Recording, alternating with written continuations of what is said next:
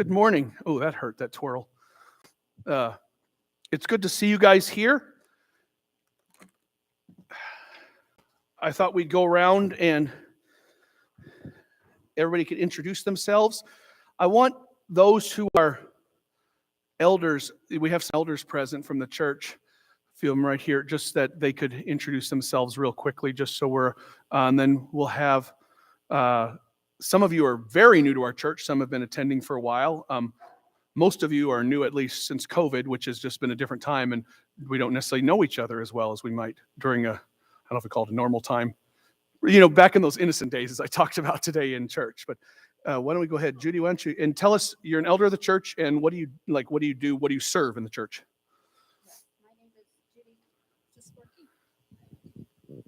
My name is Judy Burns. I am one of the elders of the church. I did serve 6 years as a deacon, and I am now in my 6th year as an elder. And what I do is I chair the nominating committee when we like to bring in new elders and our deacons. So I chair that.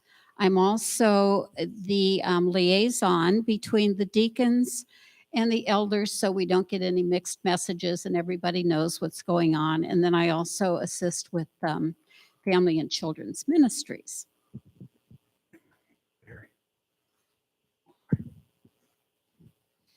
I'm Harry Tokel. I'm one of the elders here, and I serve on the Finance Committee and on the Security Committee. And I'm an usher and whatever else I'm called on to do. Welcome. Hi, my name is Peggy Stein. Sorry, Harry, my good friend here. I'm moderator of the Finance Committee, and I'm moderator of the Personnel Committee, and we are looking for people to serve on the Finance Committee. I hope you saw the help wanted thing in the bulletin today, so if you're interested, come see me or Chuck.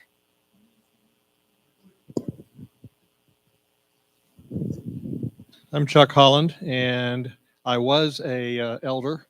I've been treasurer of the church for the last 7 or 8 years. And yes, as part of the finance committee, we need some additional finance-related people. So if you're in that area, give us a call. Kathy. I know. Hi, I'm Kathy Holland. I'm clerk. And I'm the one that handed out the packets, but apparently we have a wonderful crowd here this morning and I didn't make enough. And I came back in and I think I'm still short some packets. So if you need the application for membership and everything, let me know and I'll get that for you before you leave here today. I'll take it to Franny. There's Franny.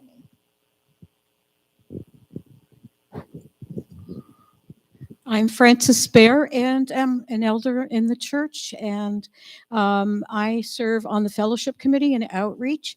As you come in the front door, you'll see the welcome desk. We hope that you find things there that you can sign in, and we want you to feel welcome. We want the first step that you make into the church that you would feel welcome. The fellowship committee provides a place and events for us to connect together. Especially missed that a lot during COVID, and it's so nice to be able to come back. We welcome you to come after the service if you haven't done that already. We have a coffee hour over there. It's just to people to sit and connect with one another, and it's really especially helpful if you're new, because you will get to know the folks in the church better and be able to stay connected with them. That's about all I have to say. We're always looking for volunteers for serving coffee or at some of the events that we're holding. I hope that you will be here next week because we are having a Super Bowl kickoff. And it's going to be lots of fun. There's going to be lots of ice cream, lots of pizza, and lots of salad. And would be a wonderful time for you to come, because I think half the church or more is going to be there. So you will be able to get to meet people and, feel a part of everything. That's it. You want to take it or yeah. Okay. I'm Karen Hubbard Liverton. I'm the property elder, property manager. This has been my first year back here. And I also sit on the personnel team. And yes, I believe I'm the youngest elder here. So I'm glad you're all here. If there's any questions or anything, we're always looking for people to help around here with all sorts of stuff. So, sir, anybody else? Let the AV crew back there just introduce so people Oh, know who they are. And Karen, Steve. Karen is very young. She's younger than me, I think, by 4 months. Yes, I am 4 months younger. Well, the AV crew, I'll let Aaron talk, but my husband is back here, Steve. He's running the camera and he doesn't want to talk. So, And he's also a new member also. and he's a new member. And then here's Aaron.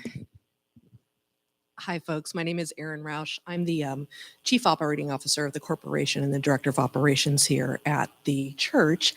I also moderate our environmental ministry, and I'm in the choir. So if you have any interest in any of those creative outlets, we are always happy to welcome you in. And then Great. This is Steve, and he's going to put himself on camera. He doesn't need to. You can say hi. Hi, I'm Steve Liverton. I do the technology for the church. I help out with the AV, and we're always looking for more help on the technology aspect if that's something you're interested in doing. We've come a long way in 2 years. When COVID started and we didn't do anything online, then all of a sudden we went to online quite a bit. The first 2 services when we shut down were done on my iPhone. We recorded stuff and spliced it together, and then by the 3rd week we were up with the camera. So it's one of those you had to learn real quickly. If this had happened 10 years ago, a lot of churches had been much harder, but literally doing it on my phone with the iPhone app, I was able to do that. And I'm not the biggest technology guy in the world. Karen, why don't you bring that down? And if you would just tell us who you are, maybe where you came from and how you came to our church. Yeah, right here. So who you are, where you came from, and how you came to our church. My name is Jerry Van Rokel, and this is my wife, Margie. And we've lived here since 1980, Okay, and we're just looking for a new church home. good. Where do you all live here? We live, University in Sauceman is the. Oh, so you're close. Yes, we're just a few miles down Real the road. close, yeah. Where'd you come from before when you came in 1980 to here? We're originally from Minnesota. Okay, still Midwest. Most people still Wanted to somehow get- from the Midwest. We wanted to get away from the cold weather. There you go. Well, good to have you. Good to have you. I'm Jan Gertis. I'm Jerry's sister, and I live at Las Palmas in Power. And I came from Minnesota too Yeah. in 82. Okay, so you're new compared to them, Yeah, yeah. but compared to most of our church, you've probably been here longer than about 80% of our church. Now, with the name Van, were you originally in the Dutch? Come from the Dutch, but I mean like the Dutch church too? RCA, I wondered, and we don't have a lot of, because the Reformed Church of America, Christian Reformed Church are the 2 big Dutch denominations, and Presbyterians are like kissing cousins. They wear clogs, we wear kilts. It's the Dutch or the Scots, but there aren't a lot of the RCA churches out here so much, and so we end up getting people often that come from the Dutch Reformed tradition. Thank you. We'll start here. You're not allowed to be a member. Tell him why. He's a pastor. Pastors are a member of the presbytery. He's a member. Well, you tell him who you are, Al. You tell him, Pastor, who you are. My name is Al Strottmeyer, and like we just said, I've been ordained as a Presbyterian minister for 65 years, believe it or not. And I served various churches, but I also was on the faculty of the Fuller Seminary in Pasadena in their School of Psychology. I'm his wife of 66 years. Marcy Strottmeyer is my name. We moved here from California 14 years ago, and we needed a church that's a little bit closer to our home, and so we decided to join with you.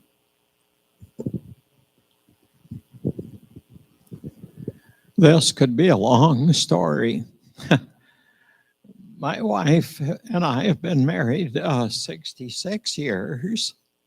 We have come to Arizona from Kansas or Missouri at least 25, 26 years. We started as just a week or two visitors. We owned property in Carriage Manor. We next bought a home in Sunland Village over in the Greenfield Broadway area. We visited this church early on. Over the year, we were married. I was brought up Presbyterian, but we were married in Methodist church. Over the years, as we've got 3 daughters, sometimes depending where we were either Presbyterian or Methodist, and it would kind of depend on how a given church was operating and the pastor there. We've experienced some wonderful pastors in both. Okay, when we first visited here, there was a lady that was minister here, which would have been maybe 20 years ago or so. Yeah, and then we, when we lived over here, we were attending Valda Rose Methodist most of the time. And the minister there was very dynamic. But when he retired, they really went through some major change that was step downs.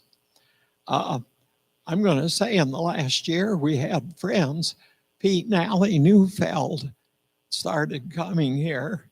They have lived near here. They've gone back to Kansas full time because of vision problem that Pete's having. They've sold their home.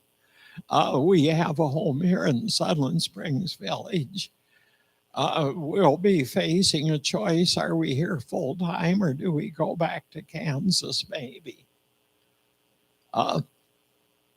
Anyhow, we appreciate this church and the wonderful people that we've observed here and the extremely capable special pastor who chooses to minister this congregation. This one. Any other question? I think we're good. Thank you. Thank you. Earians, anyhow, Vern and Mary. Good morning. Craig and Linda Cormack, 20 years in South Dakota, 20 years in Nebraska, 20 years in Colorado, and hopefully 20 plus years here in Arizona. There you go. So how we found the church was with the COVID and technology of YouTube. So we did our church shopping, sitting, watching sermons on TV, and been Presbyterian all our lives. So we started coming in person in October. Good. Where in South Dakota were you from originally? Sioux Falls. Sioux Falls. Know it well. So Where were you in Nebraska? Lincoln. Lincoln. Yep. Are you Cornhusker fans or no? As in Rome, do as the Romans do. Didn't go to school there, but you. And what was your last name? Cormack. I thought you said Corbin, so it's like that. Or it's close. It kind of fits. Well, it's good to have you guys. Real good to have you. Hi, we're Richard and Faye Williams. We're permanent residents as of August 25th last year. We're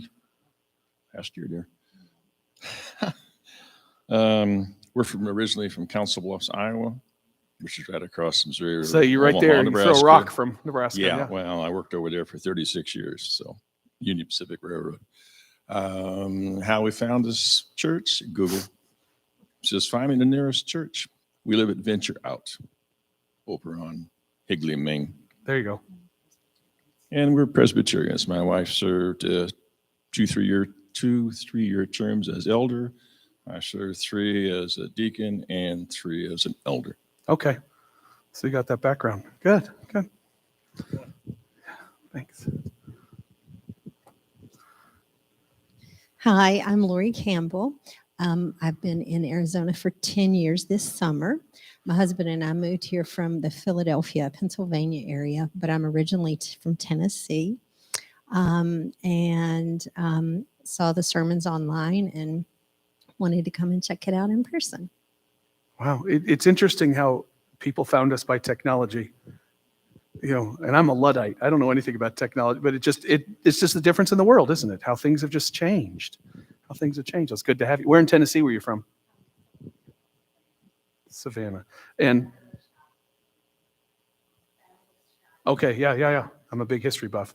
Well, the gal who sits in the left part of the choir, if you ever see her after the choir sings, she always wanders back to help the kids. She's Philly, and she sounds Philly. And she always talks about things in Philadelphia. And that stereotype, her voice, just that Northeast. Very loving, but it's got that kind of edge. I love it. But she's from Philly. She's born and raised in Philadelphia. Hi, Amy and Kevin Needens. And we grew up in Colorado. We've led a very different life. We spent 38 years with his company all over the country. So our kids are like, when people ask where they're from the United States. But the home roots are Colorado. We've had 10 moves in our 38 years. 2 of our boys ended up down here. One came down to the golf academy, and then the other came down to golf on a college team. And so I guess we're kind of trying this semi-retired thing. We just sold one of our businesses this last month. We've got 5 more in Colorado that we have interest in, but we're seeing how this semi-retired, we're calling it semi-retired because we still have business interests elsewhere. But what else, Kevin? I grew up Presbyterian. He grew up Congregational. And we're from the same little hometown of 5,000 people in Colorado. And with all of our moving around, we have been Congregational, Episcopal, Lutheran, back to Presbyterian, about 3 times back to Presbyterian. Our last job right before here, we were in Green Bay, Wisconsin. And that was a Presbyterian church. It's amazing. What was it wasn't USA. It was EPC. EPC, yeah. I remember you telling me that. Yeah. Yeah, I love that church. We loved all of our churches. We've had great churches. We've had to seek them out because we had kids. So we wanted to raise them correctly. So you go in with a different mindset.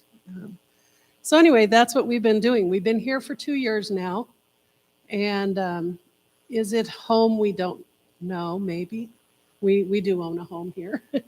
So we're just kind of trying things out. Yeah, sure. It's different. I think we found you on a drive-by. Is that what it was? Because I remember talking to you right before Christmas a year ago. Christmas. You came in the office, in 2020. It was about COVID time. Yeah. And I remember asked you came into the office and I talked to you. if we could, if you had any restrictions, and you said, no, more than welcome to come. And we've been coming pretty much off, pretty consistently since then. So really enjoy your sermons and come in here. So it's been awesome. Well, bless you. Bless you. All right. Are we all done? Everybody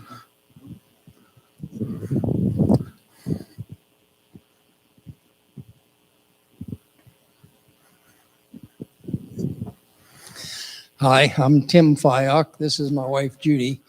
We're really just visiting here. We're from Pennsylvania, a little town called Ligonier, which is about an hour east of Pittsburgh. So it's southwest Pennsylvania. We came here about 4 years ago on vacation and stayed about a week. And then the next year we stayed a little longer. And now we're staying about 2.5 months in a retirement community, Val de Oro. And we've been in Lutheran church for about 45 years at home in Pennsylvania. But we became dissatisfied with some of the policies and some of the pastors there and started going to a Presbyterian church in a town called Somerset. So that's only been about a year, I guess. But when we came here, we decided to look for a Presbyterian church again. And yep, found one online.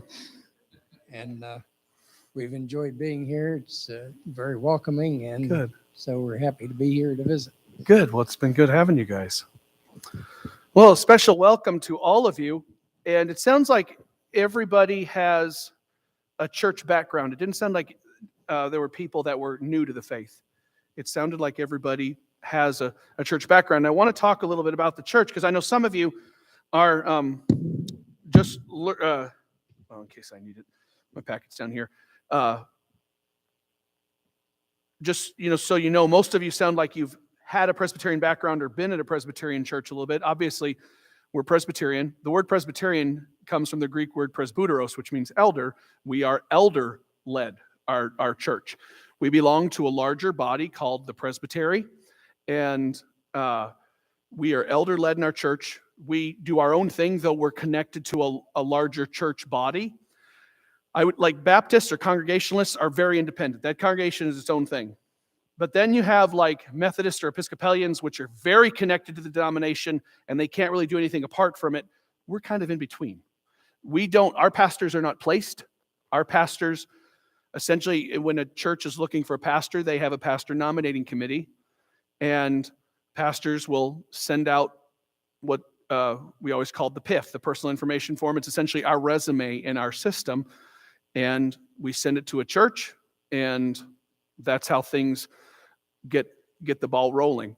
In April, I'll have been here 7 years. It's gone quick, but 7 years I've been here, and I was born and raised in Tempe. My father was a pastor. My grandfather was a pastor. My sister is a pastor in Chandler, and I have a niece and nephew who are Episcopal priests in Tempe. So I grew up in a very churched home, though not everybody's opinions were always the same. My background was in opera. I did not want to do that with my life. I did not enjoy it enough. You have to be literally married to that world, and I was not. I had always wanted to study theology, and I'd always sensed and felt a call to ministry. And I went to seminary many years ago. I went to Columbia Theological in Atlanta, which is one of the Presbyterian seminaries, and graduated and became a pastor, ordained 19 years ago, but I've worked in the church longer than that. And so, but I've been here a little over 7 years.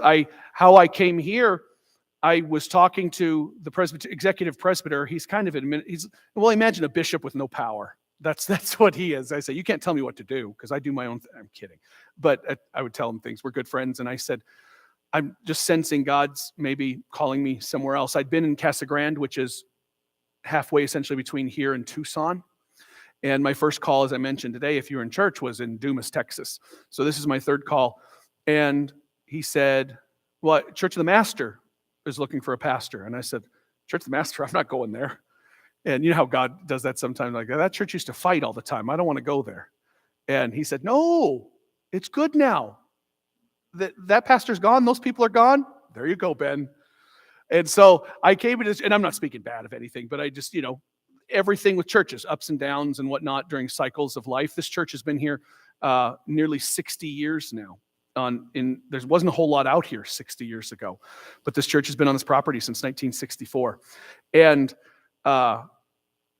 so I started in the spring of 2015. And I remember when I got here, it had been a church that had been through a lot. There wasn't any particular controversy. It had gone through some rough times. It wasn't like, anything really bad had gone on, but just, tough times as they go through cycles.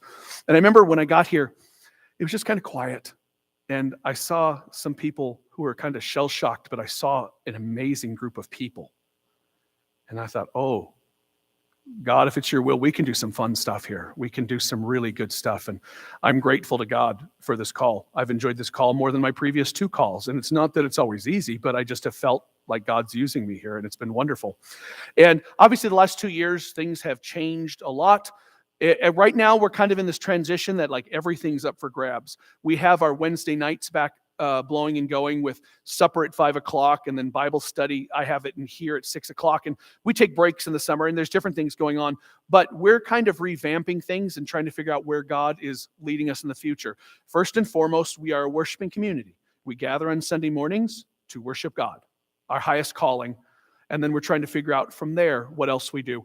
We have a Stephen Ministry program. Stephen Ministry is an intentional training program to train people that become what are called and commissioned as Stephen ministers. And what Stephen ministers do is, like, say you're in a transition in your life, a semi-retirement or whatever we are type of thing, and you're just like, I'm kind of antsy. I don't know what's going on. A Stephen minister, like we pair them, a Stephen minister, if it's a female, with a female Stephen minister, male with the male Stephen minister. And like a female Stephen minister, you might start meeting with, and just kind of, they are there for different chapters in your life. If you're going through transitions, sometimes you're going through a tragedy. It could be something really rough. Any of this stuff, but we have that ministry program here that started about 5 years ago, and it's been a wonderful program. And if you have the right temperament for it, you can become a Stephen minister. They do training. We have some Stephen, who's a Stephen minister in here? I know Chuck is, but we have a wonderful Stephen ministry program if you'd like to know more about it, whether you want to be a part of it, or maybe you might need a Stephen minister. They're not counselors. They're not there to fix you. What they are is somebody there to walk a journey with you. Like you meet with and you pray with and you just talk with about whatever's going on. And it could be, like I said, it could be a tragedy, or maybe you're just going through a shift in your life, a transition, like a retirement or semi-retirement, or your kids are out of the house now, or it's not that it's got to be, something earth-shattering that's happened in your life. Though those things can seem kind of earth-shattering when you've done the same thing for your whole life, and all of a sudden you're like, I don't know what to do. Mike retired a week ago, and he's already like, I don't know, I don't have anything to do right now. So, but this church, first and foremost, we're here to, as followers of Jesus, and wrestle with what that looks like every day, and to grow in our faith. That's, as the old Westminster Catechism, with the Westminster Confession, some of you grew up in those traditions, would learn some of the Catechism, the Confessions. It would be a very fancy way of asking, what's the chief end of man? Meaning, what's the point of existence? To worship God and enjoy God. And so we begin as a worshiping community, and then we go from there, and what it looks like then to enjoy God. Here, I think you'll find people that are all different phases of a faith walk or a discipling walk. I don't hear people here. If I did, I would talk about it, because I don't like that, but I don't feel that a lot of people here that there's I've got it all figured out. You don't have it figured out yet. I think this church is very gracious with one another as we all try to learn what it means to be followers of Jesus. And we all sit at the foot of Jesus. And it's like the Apostle Paul would say, and I say this for myself, I'm the chief sinner among sinners. There, but for the grace of God go I. And I wrestle with that every day, that God's called me to lead, but I love being a pastor. I love spending time in God's word. And it's interesting in seminary, and Pastor Al would understand this, they teach you how to preach a certain way. And I remember as I was in Dumas, my first call, and it's like with anything, what do you want to do? Not screw it up, right? You're just trying to figure it out as you go. But the thing I figured out when it came to preaching and sharing God's word, and I didn't really realize this till I hit Casa Grande. Sorry, old Arizonans, we call it Casa Grande. That I didn't like this formal way of speaking so much as it was. One day I just kind of changed how I did things, and I felt like I'm just talking to my friends about something that's exciting. And once I did that, I felt like, you feel like you find your voice in something. And I felt like that with preaching, that I feel like I'm talking to my friends about something. Like, have you guys seen this? This is amazing. This is what Jesus is telling us. And so I have a real passion for, sharing God's word, and hopefully they can, people experience God's love. And I'm grateful that you have come to, worship with us, whether you're new and just finding out a little bit more about the church, or, you're ready to join. And so I wanted to see, like I said, you all have church backgrounds, and all it sounds like have come from a mainline tradition, even if not Presbyterian, Lutheran, which will have a lot of similarities and whatnot to it. But I wanted to see what questions you might have about our church. Yes, sir. What's our active enrollment? We're right around 240, 250 is the actual, that's with our rolls being so clean you could eat off them. We don't just keep people on to keep them on. When I served in Texas, there'd be people, and I'd say, I think I saw that guy's obituary. When's the last time he was in church? Oh, he was a member 25 years ago. He's still on the membership rolls. Why do we do that? Well, his daughter's still here. Okay.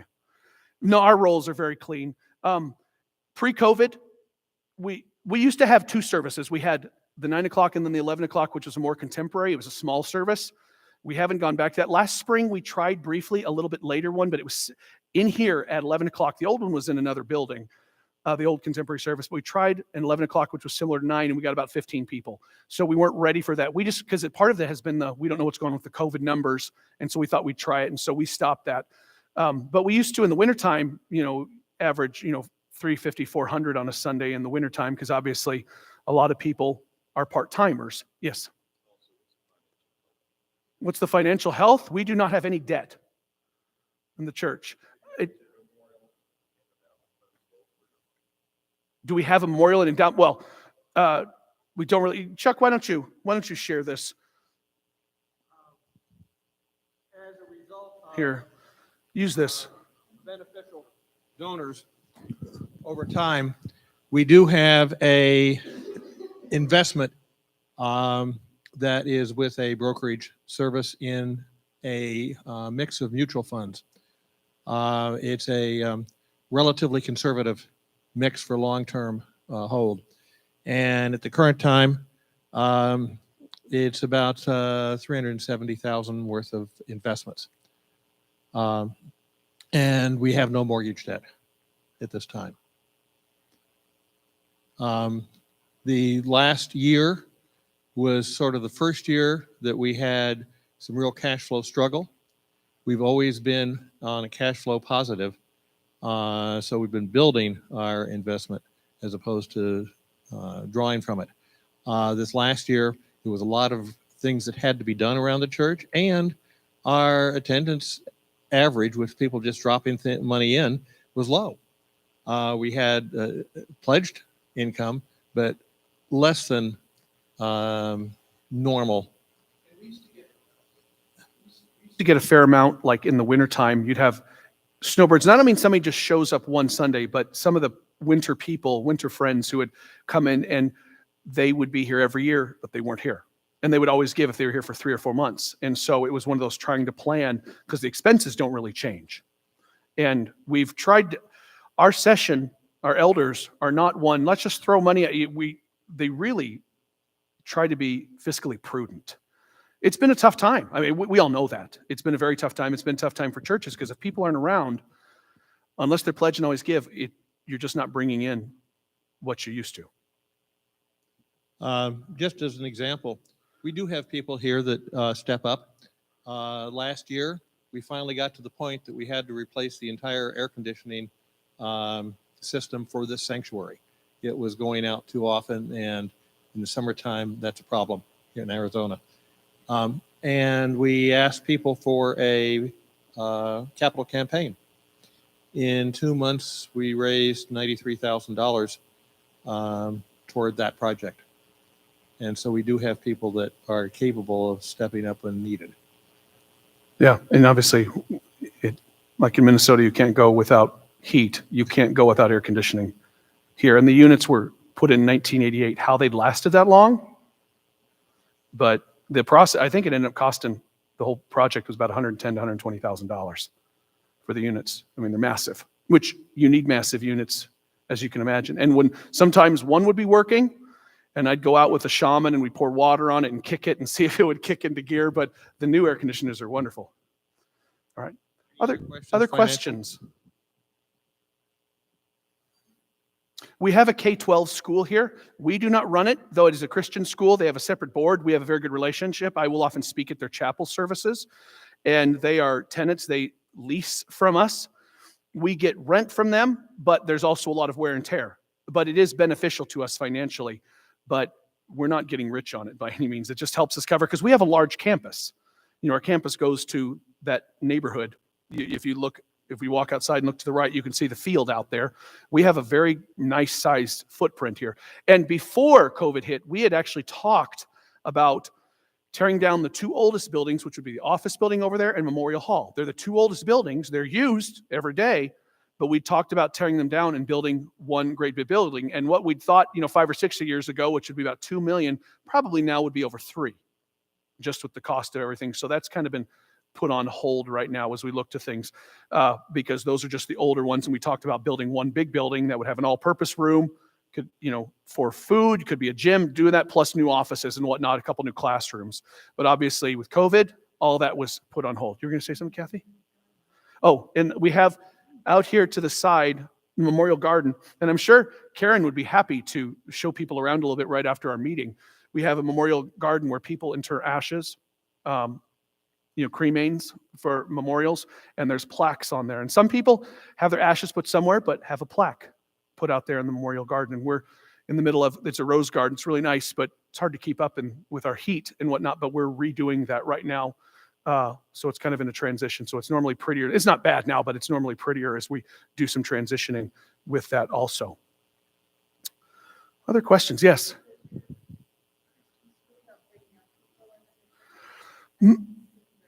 The kids that are in the school come from all over.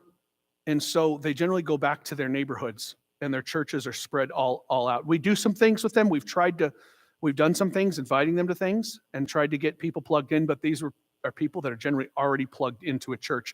These are not just people that are on a campus, because thought the same thing. Obviously, they're on your campus, captive audience, try to get them in here. And you saw last week when we had the Seussical, the musical, the set up here on the, oh no, it was done. Never mind. It was only on Wednesday nights, the people of the Bible study. But they do really nice productions in here. And we've got a pretty good relationship with the school, but that hasn't transitioned into. There are a handful of kids that are very involved in this church, but it's a small group. And, we didn't talk about this. You've got 3 daughters. I have 3 daughters. I grew up in a house of boys. I have 3 much older half-sisters. One of those is a pastor, but I grew up in a very male house. And so God's sense of humor is I ended up with 3 daughters. And they're the girliest things on earth. Any other questions? Well, we would love to have you join with us. I know one of the things some of you are looking at join on the sheet that you see in the packet. Obviously, it's some basic info, but we would like to get you plugged in if you want to. Even if you're not ready to join, but you want to get involved, we want to plug you in to be part of the life of our church. I'm excited. And now that we're hopefully making it an endemic a little bit, we hope and pray. Hopefully we can transition into some new things, some new ministries. One of the things, we have a Tai Chi class that meets on, now it's going back to Tuesdays, Aaron? Tuesdays at 1 o'clock. And Tai Chi is a very low impact sport. I could even do Tai Chi right now with the issues I have. But one of the things we started last year was a new ministry called FAN, Faith Activity Nutrition, which is looking at our physical health and how that deals with our spiritual health in the sense of we're called to take care of our bodies, things like that's part of our faith journey. All right, can I ask, because we have the elders, Kathy is here as the clerk of session, and I'll call the session meeting to order, and we've got 6 elders here present with us right now. May I get a show of hands of those who are looking to join right now? Okay, then, well, let's get your names real quick, because what we need to do is have a very brief, 30-second session meeting. So who raised their hands? Marcy right here. Why don't you mark Marcy right here at the front? And the Cormacs, did I see your guys' hands up? Yeah. And the Williams, the next one. Okay. Was there anybody else? Tell me your last name again. Oh, right there. Oh, it's all right in order, because you guys were passing this right back. So, okay. Who else? Is there anybody else that's ready to? Yeah, 1, 2, yeah, 7. Okay. For those who aren't ready to join, do you have any questions, just any more about the church? And joining the church does not, you don't have to give blood or anything or go through, it's not like life insurance policy. It's just becoming more a part of the life of the church. And I asked my dad once, who was, like I said, a pastor, and my dad sometimes worships with us. He's got advanced dementia right now. And because of my groin issues right now, I have to help get him along sometimes physically. So I can't, I'm not allowed to do that right now. I said to him once, I said, Dad, why join a church? Why does it matter? And he just said, And I've always remembered this, and something to reflect on. And, we can all reflect on, every one of us, that it says, I'm in, this is who I belong to. I'm growing where I'm planted, and I'm part of that team. And I think that's important too as we do things. And I'm not saying that to guilt anybody in right now, but I hope that, if that can answer some questions or make you more comfortable, that you would be interested in yoking with us. All right. For the session members here, you have the 7 who said they would like to join. And Marcy, yours would be a letter of transfer.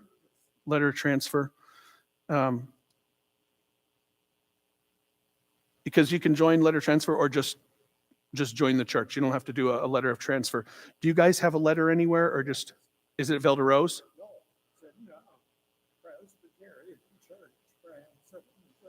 Branson, Missouri. Not McCormick, Cormac. Oh, okay. That'll also be letter. And Williams, will you guys be a letter too? Okay. Okay, yeah, we'll get that name from you. Okay, that's fine. And you can join now. We can just, and what we'll do is we can send a letter to them. That's not a problem. Elders, do you have any questions for our new friends that are joining? Good. Okay, for the ones joining today, in your packet, I do need the application filled out, and that's where you can put the address from your church. I'll give you my Everyone packet. else, there is a sheet in your packet, whether you're joining or not, that says serve him. So if you want to get involved, join, but you want to be involved, please fill this out and get that back to me, and we will contact you.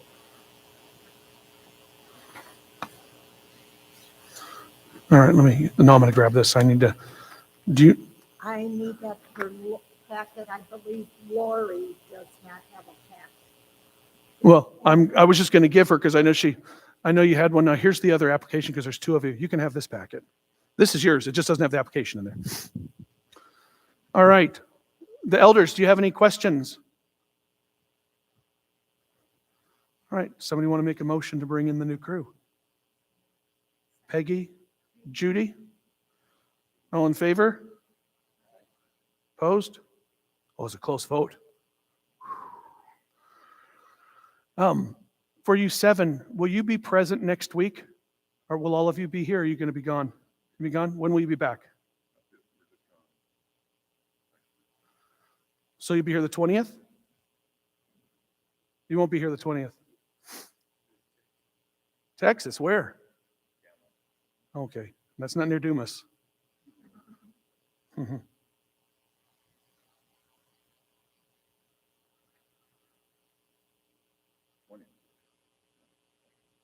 And then they'll be gone. Well, why don't we do it?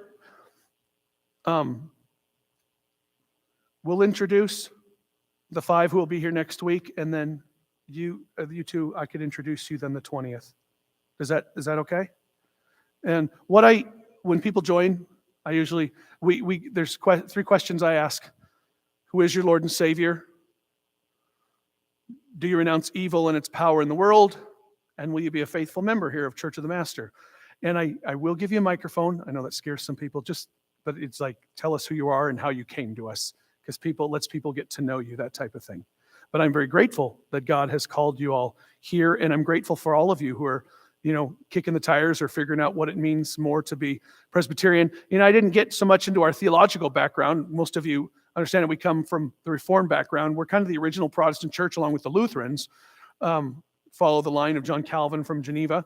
And John Knox went and studied under Calvin, and he brought the whole idea of a representative church, that churches can rule themselves, they can be elder-led. People are called by God to help lead that church. And of course, our U.S. Constitution was based on the Presbyterian form of government from Scotland, how the Presbyterians did it. And what we called the American Revolution, King George at the time called the Presbyterian Rebellion. And it said, our cousin America has run away with a Presbyterian pastor. And so I kind of like that stuff. That's kind of cool. I love that. So are there any other questions today? And Karen, if you're willing, she can get, for anybody who would just like to see a little bit more of our campus, just you can do a little quick 5-minute just so you see a little bit more. We got a wonderful campus, wonderful facilities. And I, am honored if you choose to have me be your pastor in any way, whether you attend here or whether you're a member. And so please reach out to me if I could be of assistance, or if there's some other way, but also if there's a way you want to serve in the life of the church. All right. We're all good? Nobody likes meetings, so why don't we finish with a prayer and we'll head out. Gracious and loving God, we thank you for this day. We ask your blessing upon our time. We're grateful that we could spend time together as your children. May your blessing be upon us, be upon all of us gathered here in this time of discussion. Lord, we're grateful that we belong to your greater church. You've called us to serve you. Lord, thank you that you saw fit and see fit to love us. And thank you that we can serve you in this world. May your blessing and anointing go with each and every one of us. In the name of the Father, the Son, and the Holy Spirit. Amen. Thank you. I love you. God's blessings on you.